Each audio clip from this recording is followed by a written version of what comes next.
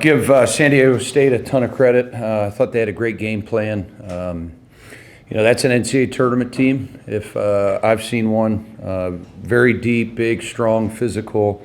Obviously got two really good players out in Magoon and Harrington.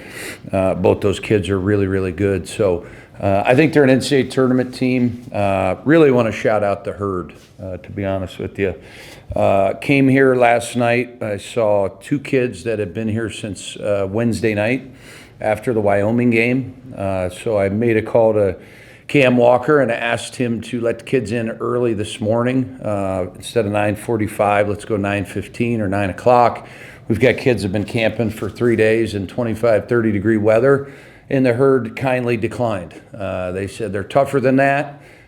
So we kind of follow their lead. That is a tough group of students. I enjoyed hanging out with them for 45 minutes with my daughter, and it was awesome. The passion of those students to hear their stories, why they're in the Herd, what it means to them. It's things you do not take for granted, and that's why I always bring my kids up because they love it. Really want to shout out our players to win this game as ugly as we played offensively. I don't know if I've ever been a part of that, where your two best players went 6 of 21. You had 18 turnovers, but the difference was we were the tougher team the last 7 minutes of the game.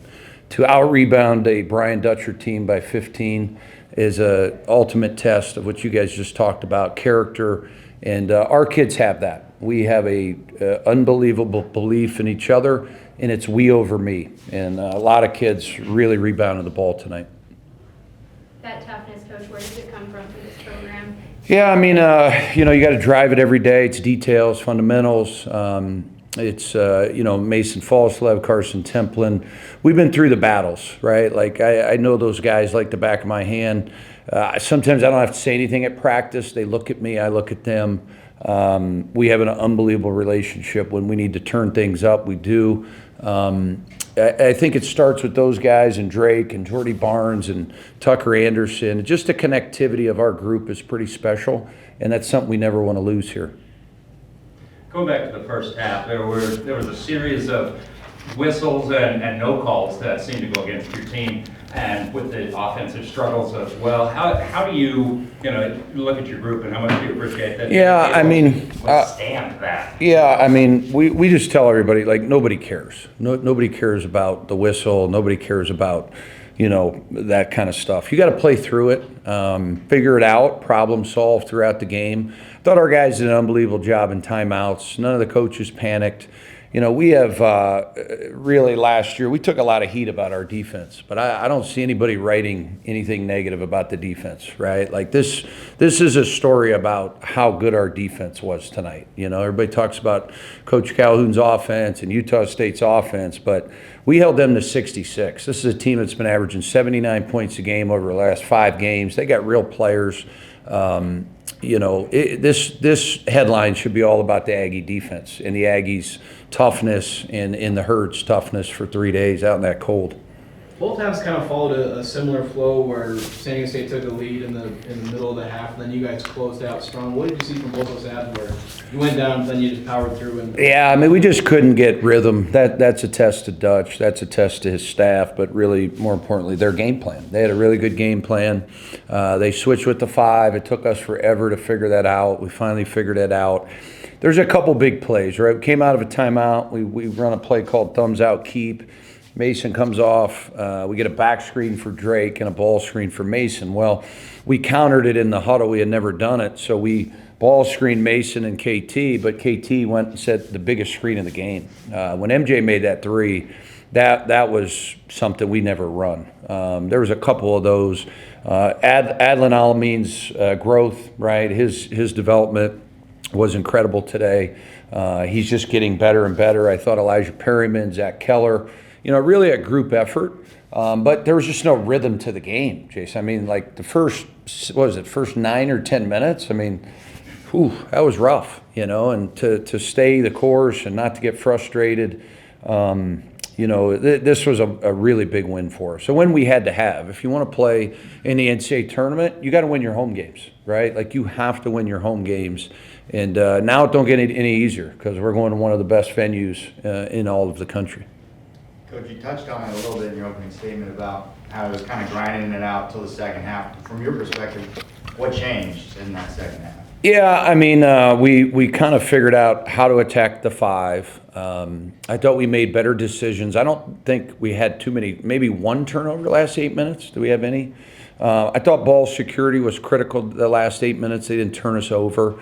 Our contest rate was really good, right? Like we were, I mean, the kid, Dixon Waters, I mean, this guy's making fadeaways from 15, 18 feet. Like, I mean, those are hard shots, right? Like he's a smooth operator, tremendous player. But nobody else had double digits. So it's just kind of, each time out we're talking about different things. There's so many plays in a game, I can't really pinpoint one. You touched on Carson's game today. What does he mean to this program? I love KT. KT, when the lights come on, he's going to play really hard. But what he's done this year is expand his game. He understands how to screen better. He understands how to shot fake better. He's shooting the ball the best of his career. We're a coaching staff that's going to allow kids to play through some mistakes. I think with KT, you have to do that. I think he's very confident in his teammates with Drake and Mason and MJ. It's a perfect match, right? Like our system, him, it's a really, really good match. And, we were going to let him shoot those threes, because if you look at his percentages, he's really shooting the ball well. You touched on it. 16 turnovers in the first 3 minutes. It was only 2 turnovers in the final. Is that what it was, too? Yeah. Is there anything you kind of changed or emphasized? No, just enough's enough. You know what I mean? Like, you've seen their pressure now. This is 30 minutes into the game. Like, what are we doing? Why are we giving the ball away? Just talk to them like that. Like, come on, guys, get the spacing. What's our spacing concepts, right? Like, the reason you turn the ball over, you don't have good space, and you make bad reads. And we were sped up for a big part of the game. But we sped them up, We're very similar type teams, to be honest with you. They force turnovers. They want to get out and play fast, We just made a few more plays than them, really. Coach, you talked a lot about playing to the next advantage this season, taking the first good shot available. When you play a top 20 defense like San Diego State, how does that change your messaging? Yeah, it wasn't a good game plan, obviously. We probably should have just attacked the 5 more. We wanted to set more flares. Our guys just didn't process that. When we drove it in, we wanted flares on the backside. We showed them at halftime 7 clips. Every time we drove and got to the nail or the elbow, all they do is just flood to the ball. All you got to do is just flare in and shoot threes. I mean, New Mexico shot 4 or 5 threes on them like that. So we kind of took a little bit of that, and then we said, hey, we'll isolate the 5. If they want to switch these ball screens, we're going to go right at them, and then they're going to collapse. We're going to kick, right, or shot fake, right? So you saw Drake finally shot fake. It took us about 29 minutes to shot fake. We were chest bumping, not because we were either in the lead. We were chest bumping because they finally did something we told them after 30 minutes offensively. Coach, that last 27 or 23 seconds, like that. It was crazy that the clock. I mean, it's why you get into coaching. It's seeing the joy on your player's face, knowing that kids have camped out for 3 days and you're not letting them down, knowing that our donors stepped up to keep all these players here. The worst thing you can do as a coach is let people down, right? You watch all this tape, you do all this game planning, and also you need this game, right? So it's very gratifying to see that when you don't play that well, right? Like I didn't think we played very good offensively. So it's very gratifying to know you have great character kids and you have really tough kids, right? This was a big test to our toughness. Coach, you talked about being sped up. It seems like every other play in that first half was a transition opportunity. You end up with just 5 fast break points. So the transition game's struggling, the half court's struggling. Just how do you guys sort of stay the course and just force the issue? Yeah, I mean, I think that's why Brian Dutcher will be a Hall of Famer. He really has a true identity of how he wants to coach, what he wants his guys to do defensively. And when you can get to Sweet 16s and you can play for a national championship, you obviously know what you're doing, right? So to beat them 3 consecutive times, is really just a test to our togetherness, right? Last year there, here tonight. It's really a test to our guys and just sticking to the game plan and, not flinching. I think in these big games, you can put so much pressure and fear of losing. As a coach, you can't do that to your players. The number 3 goal on the thing after was turnover margin and then a Mick Cronin line that I absolutely love, that I've really kind of lived by all year, is you can't win the game if you don't win the fight. But the number 3 key was no fear. Let's lay it all on the line. Let's play green. Let's not worry about losing. And I don't think our guys ever really flinched. Down 7, down 8, can't make a 3, making bad passes, find a way, Do you think the veteran core on this team helps that? I do. I think they're a steady presence, Drake, Mason, KT. But honestly, tonight, the most steady guy out there was KT and Adlin, a freshman. I mean, the guy had 13 and, 13 and 8 and 3 and no turnovers, Like he looked like, one of the best guys on the floor.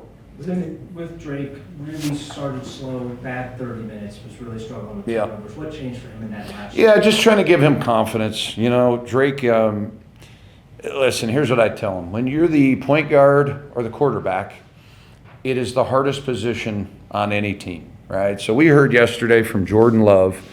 He did a 30-minute Zoom with our guys, and it was incredible. The attention to detail at the quarterback position in the NFL, the amount of film study, but you're going to be the most critiqued guy, right? Like you're going to be the most critiqued guy on Twitter and all these social media things that you guys all run and have to do. He's going to take a beating, right? And Drake has, he knows that. So throughout the game, the worst thing I can do is scream and yell at him at timeouts. Like you can't do that in a game, right? That doesn't do anything. So showing him the video at halftime, trying to make some adjustments, trying to continue to understand you are playing the Aztecs. So nobody looks good against them offensively. Let's be honest. Who's really looked good against these guys? Ever since Steve Fisher got there, how many teams have popped San Diego State and run great offense? I don't see it. So you just got to keep being encouraging. And I thought he made 2 of the biggest plays. That left-hand drive when we got the switch. I mean, that was big time layup.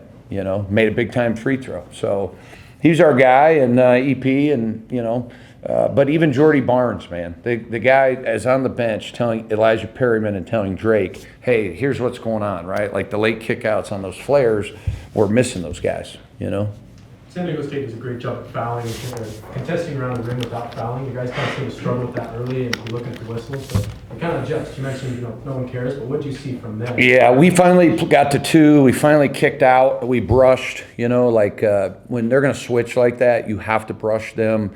We brushed. We hit Addy for a 3. We brushed. We hit Mason for a layup. We brushed. We hit MJ for a flare 3.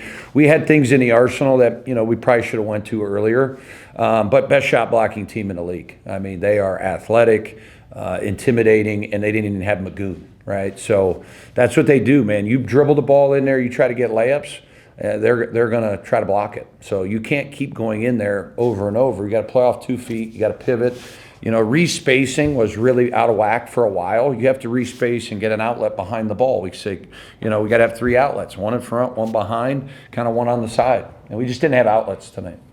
Looking kind of more big picture, you've mentioned a few times this year about how difficult this team has been to coach at times. How do you feel like as the calendar gets ready to flip to February and then obviously March, how are they coming together? Yeah, I mean, I don't think they're ever difficult. I just think we lacked leadership after 5 to 8 games, right? And I think every team in the country goes through that. So sometimes your messaging through the media, you're trying to get guys to take ownership, right? That's really what we're trying to do. Is we don't want to be a coach-led team. We want to be a player-led team. They've done that for months now, right? That was kind of a while back.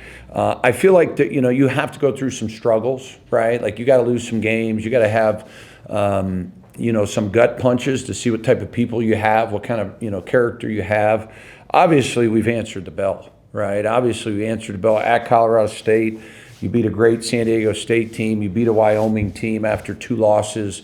Aggie basketball is we over me. Everybody's got all these slogans and all this stuff. Our culture is simply putting the team before yourself, right? Like MJ could have kept forcing shots.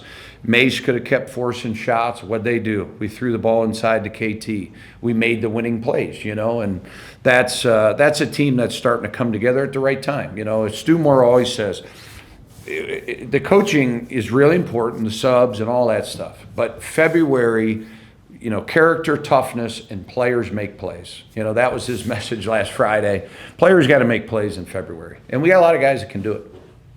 Coach, you talked about feeding KT because we were struggling shooting outside. How big was he for you guys? He was a beast tonight. His shot fakes, I was so proud of him. His 2 threes. But honestly, I've been on him about screening.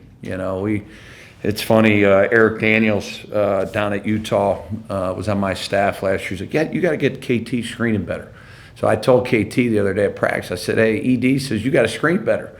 Well, guess what? Tonight he had 2 of the biggest screens, and I didn't say it like that. I wasn't too happy with him that day at practice. But KT is a guy that is very curious, right? Like curious people, I think curious players get better.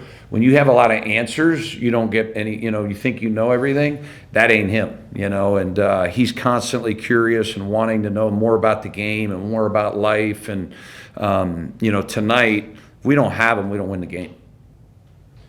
Coach Adlin, he had 34 minutes tonight. This guy, he almost seemed like a raw sort of project kind of player at the beginning of the season. Well, everybody laughed when I said what I said in the beginning of the year. Typically, coaches kind of know what's going on with when they see talent, right? What I tell you guys, like this is one of the most talented guys this program has ever seen. I think you guys all believe me now on that, right? Like he's pretty good, man. He's 6'9", 6'10". What makes him great is he's a great kid. His inner circle, his mom, his brother. This is a very grounded kid. This is a kid that doesn't get ahead of himself, has not skipped steps, comes in, works every day, puts on a smile. He's got the biggest smile at practice. He's a wonderful person.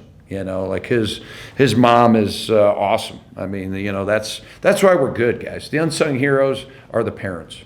To be honest with you, all the best teams I've ever coached, we've had great relationship with the players. Zach Keller's dad the other night hits me. Colby King's, MJ Collins' dad, right? Drake Allen's dad. Falslevs are at every game. Carson Templin's dad, Eric's a phenomenal person, very successful business guy. What makes great teams, I'm telling you, is the parents. They're the unsung heroes. They've done an unbelievable job with these kids. Thank you.